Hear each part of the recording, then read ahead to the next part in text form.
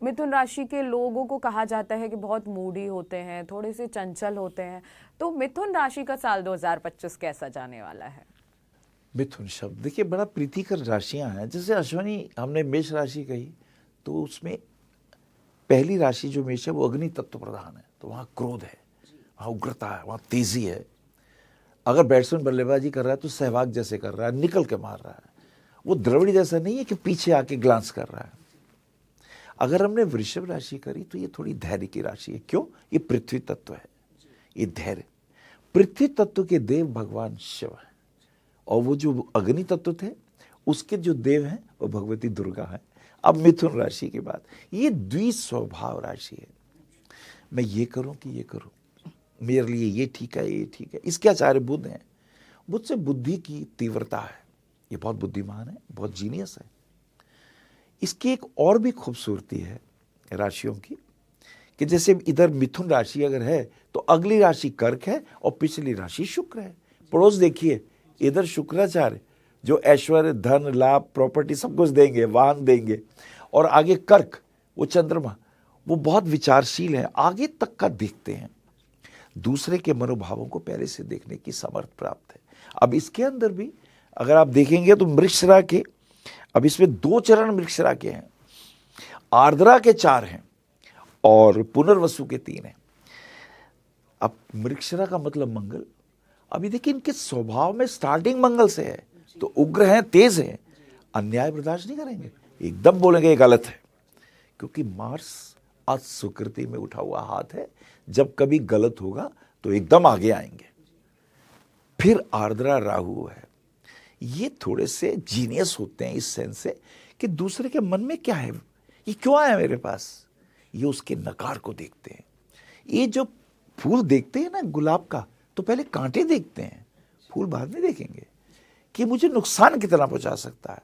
ये नेगेटिविटी को पहले देखते हैं, क्योंकि उसके आचार्य आर्द्रा के राहु हैं, और एक पुनर्वसु है जिसके लॉर्ड गुरु हैं। फिर ये चरित्रवान भी है, ज्ञानवान भी है, अध्ययन मनन करेंगे, पढ़ाई लिखाई करेंगे, पूजा पाठ करेंगे, थोड़े धार्मिक भी होंगे। ये बना करेक्टर 3 नक्षत्रों का। अब करते हैं राशि की बात। इनकी राशि में अगर हम देखें तो द्वितीय भाव में मंगल नीच का है। अब नीच के मंगल से क्या होने वाला है, जिनका भी मिथुन राशि होगी उनका मंगल षष्ठेश और एकादशेश होता है, चोट लगाता है। ये मंगल सबसे क्रूर प्लैनेट है, ऑपरेशन कराएगा, चोट मार देगा। अब ये द्वितीय भाव में, इनको ध्यान रखना चाहिए इनके सिर पे चोट ना लगे। ये कभी पैर स्लिप होता है तो सिर दीवार से टकराता है, या कभी कभी इन लोगों को आदत होती है अगर योग लड़ाई लड़े तो सिर की टक्कर दे मारेंगे, इनका ये प्रभाव आता है। तो एक तो ये ध्यान रखें अपना हेल्थ का, ऐसा ना करें। इनके दशम में राहु और चतुर्थ में केतु है। जॉब के मामले में कुछ परिवर्तन की बातें होंगी, ये सोचेंगे मैं कुछ परिवर्तन कर लूं, कुछ अलग से कर लूं। शनि शुक्र इनके भाग्य स्थान में है, संघर्ष के बाद शनि इनके भाग्य स्थान में है, तो वो इनके भाग्य को बढ़ाएगा। वो कहेगा संघर्ष करो, मेहनत करो, मैं तुम्हें दूंगा सब। और एक बात देखिए, गुरु इनका 12वें भाव में, कुछ मांगलिक कार्य होने वाला है। हो सकता है इनके घर में इनकी बेटी का या बेटे का कोई संतान का जन्म हो, या कोई विवाह की बात हो, तो कोई मांगलिक कार्य नजर आता है, कोई शुभ काम भी होगा। एजुकेशन के पॉइंट ऑफ व्यू से इनको लाभ होने वाला है। ऐसे लोग अकाउंट्स में, ऐसे लोग खास करके इंजीनियरिंग में, और मुझे लगता है कि एमबीए वगैरह करके बहुत सक्सेसफुल हो जाते हैं ऐसे लोग। चंद्र सूर्य इनके 7th हाउस में आए। हस्बैंड वाइफ के रिलेशन में बहुत ध्यान रखना है इन्हें, इनको अपनी वाणी पे संयम रखना है, क्योंकि तलवार की चोट तो ठीक हो जाती है, वाणी की चोट, कह दिया था ना उसने, अंधे की औलाद अंधी होती है, पूरा महाभारत हो गया। तो थिंक बिफोर यू स्पीक।